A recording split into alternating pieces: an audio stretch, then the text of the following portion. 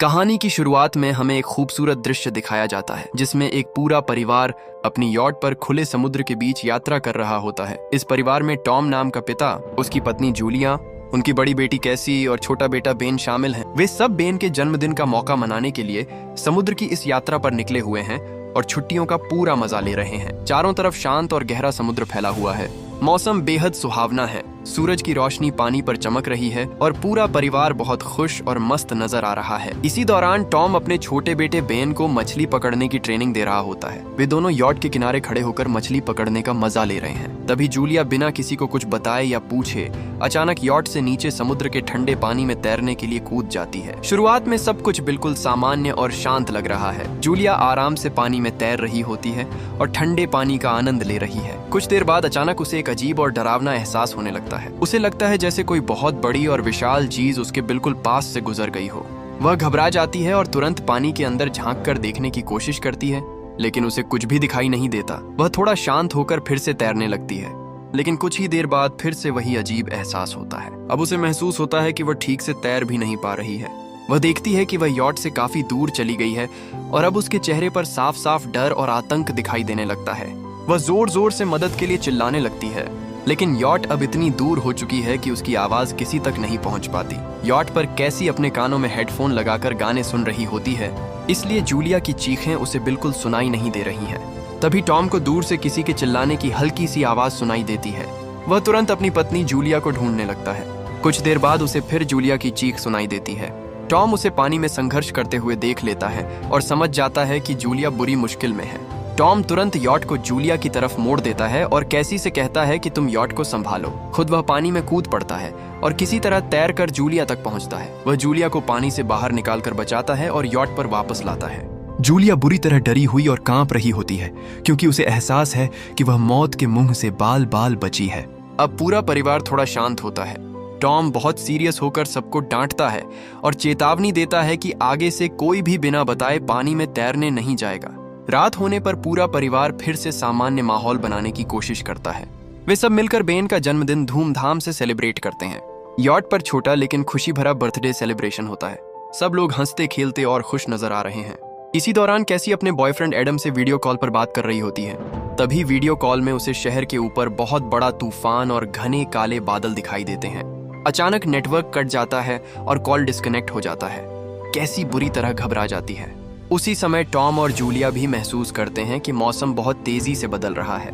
तभी समुद्र में उनकी यॉट के आसपास बहुत सारी व्हेल्स दिखाई देती हैं, जो काफी करीब आ चुकी हैं। टॉम को यॉट में कुछ समस्या महसूस होती है। वह समस्या जांचने के लिए पानी में उतरता है। पानी के अंदर जाकर उसे पता चलता है कि यॉट का शाफ्ट पूरी तरह खराब हो चुका है। अचानक प्रोपेलर घूमकर उसके कंधे को बुरी तरह काट देता है। टॉम किसी तरह ऊपर यॉट पर आ जाता है। यॉट पर जूलिया उसके घाव को अच्छे से साफ करती है और कंधे पर स्टिच लगा देती है। टॉम परिवार को बताता है कि यॉट का शाफ्ट पूरी तरह खराब हो चुका है और उन्हें जल्द से जल्द किसी बाहरी मदद की जरूरत है। इसके बाद टॉम रेडियो के जरिए दूसरों से संपर्क करने की कोशिश करता है, लेकिन कहीं से कोई जवाब नहीं आता। तभी अचानक आसमान में तेज रोशनी चमकने लगती है। पूरा परिवार बाहर निकलकर देखता है और हैरान रह जाता है, क्योंकि कई सैटेलाइट्स आसमान से टूट टूट कर आग के बड़े गोले बनाते हुए नीचे गिर रहे हैं। ये भयानक नजारा देखकर सब डर जाते हैं और तुरंत यॉट के अंदर छिप जाते हैं। अंदर आकर टॉम फिर से रेडियो से मदद मांगता है, लेकिन इस बार भी कोई संपर्क नहीं हो पाता। अचानक पूरी यॉट बहुत जोर जोर से हिलने लगती है। समुद्र में भयानक तूफान आ चुका है। ऊंची ऊंची लहरें यॉट को इधर उधर फेंक रही हैं। खतरा बढ़ता देख टॉम तुरंत सबको लाइफ जैकेट पहनाने लगता है। तभी बाहर से एक बहुत जोरदार और अजीब सी भयानक आवाज सुनाई देती है। वह आवाज इतनी डरावनी होती है कि सुनते ही सबकी हालत खराब होने लगती है। कुछ ही सेकंड में पूरा परिवार कमजोर पड़कर गिर जाता है और धीरे धीरे सब बेहोश हो जाते हैं। जब उनकी आंख खुलती है तो वे खुद को यॉट के अंदर ही पाते हैं, लेकिन बाहर देखते ही उनके होश उड़ जाते हैं। उनकी यॉट अब समुद्र में नहीं बल्कि सूखी जमीन पर फंसी हुई है। चारों तरफ का पूरा पानी गायब हो चुका है। जहां पहले गहरा समुद्र था, वहां अब सिर्फ रेत, चट्टानें और तड़पती हुई मछलियां दिखाई दे रही हैं। टॉम और पूरा परिवार यॉट से बाहर निकलकर आसपास का मंजर ध्यान से देखने लगते हैं। कैसी मोबाइल में नेटवर्क ढूंढने की कोशिश करती है, लेकिन कोई सिग्नल नहीं मिलता। टॉम समझ जाता है कि यह कोई सामान्य घटना नहीं है। वह परिवार को बताता है कि शायद पृथ्वी के नॉर्थ पोल और साउथ पोल आपस में रिवर्स हो चुके हैं। इसी वजह से पृथ्वी का चुंबकीय संतुलन पूरी तरह बदल गया है। टॉम समझाता है कि इस बदलाव के कारण समुद्र अपनी पुरानी जगह से हटकर दूसरी तरफ चला गया है और धरती के बहुत सारे हिस्से जहां शहर और लोग रहते थे वे सब समुद्र की गहराइयों में डूब चुके हैं। इसके बाद पूरा परिवार यॉट के अंदर जाकर खाने पीने का सामान चेक करता है। उन्हें पता चलता है कि उनके पास सिर्फ 4 दिन का राशन बचा है। बेन कुछ गुब्बारे आसमान में छोड़ देता है ताकि अगर कोई सर्वाइवर आसपास हो तो उन्हें देख सके। टॉम फिर रेडियो सिस्टम चालू करता है और मदद के लिए संपर्क करने की कोशिश करता है। अचानक रेडियो पर किसी की आवाज सुनाई देती है। दूसरी तरफ मौजूद व्यक्ति अपना नाम नाउ बताता है। वह एक सबमरीन का कैप्टन है। नाउ टॉम को बताता है कि पूरी दुनिया में भारी तबाही मच चुकी है। समुद्र अब उन जगहों पर पहुंच चुका है जहां पहले बड़े बड़े शहर हुआ करते थे। वह यह भी कहता है कि पोल्स फिर से रिवर्स होंगे और समुद्र 7 दिन में वापस लौट आएगा, इसलिए उन्हें तुरंत किसी ऊंची जगह पर चले जाना चाहिए। टॉम पूछता है कि क्या उन्हें कोई मदद मिल सकती है और क्या वे सबमरीन में आ सकते हैं। नाउ बताता है कि उसके सबमरीन में सिर्फ 3 लोगों की जगह है। टॉम और जूलिया कहते हैं कि वह सिर्फ उनके बच्चों को बचा ले। नाउ मान जाता है और अपनी लोकेशन बताता है। टॉम कैलकुलेशन करके बताता है कि वहां पहुंचने में 3 दिन लगेंगे। नाउ उन्हें गुड लक कहता है। इसके बाद वे अपना सामान पैक करने लगते हैं। अगले दिन वे नाउ द्वारा बताई गई जगह तक पहुंचने की तैयारी करते हैं। कुछ देर बाद टॉम देखता है कि दूर एक आदमी अपने काले कुत्ते के साथ उनकी यॉट की तरफ आ रहा है। टॉम यॉट के नीचे उतरकर उस आदमी के पास जाता है और उसे पानी की बोतल देता है। अचानक वह आदमी उसी बोतल से टॉम के सिर पर मार देता है। टॉम गिर जाता है और वह आदमी भाले से बुरी तरह मारने लगता है। जूलिया ये सब देख लेती है और रोते चिल्लाते हुए टॉम की तरफ दौड़ती है। वह आदमी टॉम की पीठ में भाला मार देता है और टॉम की मौत हो जाती है। अब वह आदमी जूलिया की तरफ बढ़ता है। जूलिया बच्चों को बचाने के लिए रोते हुए यॉट पर भागती है। अंदर जाकर दरवाजे बंद कर देती है। वह बच्चों को फर्नीचर में छुपा देती है, उन्हें फ्लेयर गन देती है और खुद दूसरी जगह छिप जाती है। वह आदमी दरवाजा तोड़कर यॉट में घुस जाता है। उसे खाने की चीजें मिल जाती हैं और वह जूलिया को ढूंढने लगता है। जूलिया एक होल से बाहर निकलकर नीचे छिपने की कोशिश करती है, लेकिन कुत्ता उसे देख लेता है और काटने लगता है। जूलिया चाकू से कुत्ते को मार देती है। आदमी कुत्ते को देखकर गुस्से से भर जाता है। जूलिया वापस यॉट के ऊपर आ जाती है, लेकिन आदमी उसे पकड़ लेता है और गला दबाने लगता है। जूलिया का दम घुटने लगता है। तभी कैसी फ्लेयर गन चला देती है जिससे आदमी दूर गिर जाता है। जूलिया बैग लेकर बच्चों को साथ ले भागने लगती है। फ्लेयर गन से यॉट में आग लग जाती है।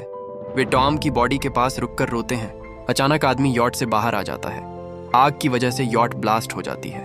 जूलिया बच्चों को लेकर भागती है और आदमी उनके पीछे पड़ जाता है। भागते भागते वे एक ऊंची जगह पर पहुंचकर बैठ जाते हैं। जूलिया मैप चेक करती है। बेन रोने लगता है। जूलिया उसे पानी पीने को कहती है, लेकिन वह नहीं पीता। बेन खुद को दोष देता है कि गुब्बारे छोड़ने की वजह से आदमी आया और डैड मर गए। जूलिया उसे समझाती है कि गलती उसकी नहीं है और कहती है कि मैं तुम दोनों को बचाने के लिए सब कुछ करूंगी। वे आगे भागते हैं। रास्ते में इंसानों द्वारा फेंका गया बहुत सारा प्लास्टिक कचरा और ऑनियल के ड्रम दिखते हैं। कुछ देर बाद वे उस आदमी से काफी दूर निकल जाते हैं क्योंकि उसके पैर में चोट है। आगे चलकर उन्हें एक क्रैश हुआ प्लेन दिखाई देता है। वे प्लेन के अंदर जाते हैं और कुछ चॉकलेट्स मिलते हैं। वे रात वहीं गुजारने का फैसला करते हैं। जूलिया बच्चों को सोने को कहती है। कैसी अपनी माँ से पूछती है कि वह डैड से पहली बार कब मिली थी। जूलिया बताती है कि टॉम उसका पेशेंट था। इलाज के दौरान दोनों में प्यार हुआ, शादी हुई। वे बातें करते हैं और जूलिया टॉम की फोटो देखने लगती है।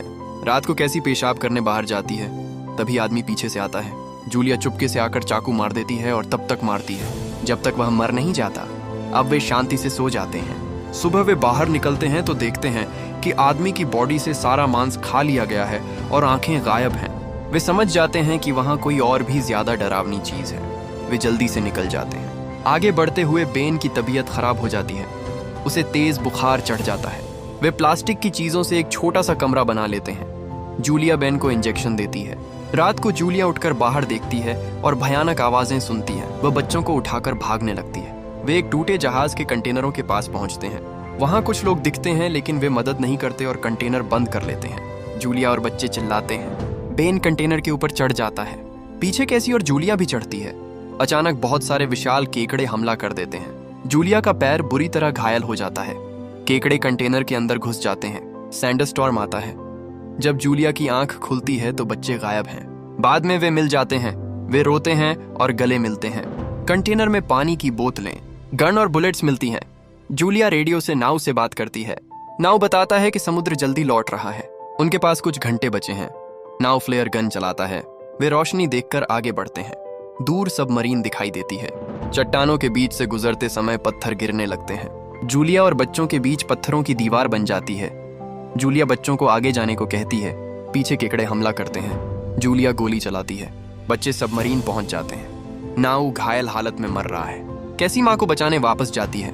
जूलिया के बुलेट्स खत्म हो जाते हैं। कैसी हाथ बढ़ाती है। जूलिया बचकर सबमरीन तक पहुंचती है। वे अंदर घुसकर दरवाजा बंद करते हैं।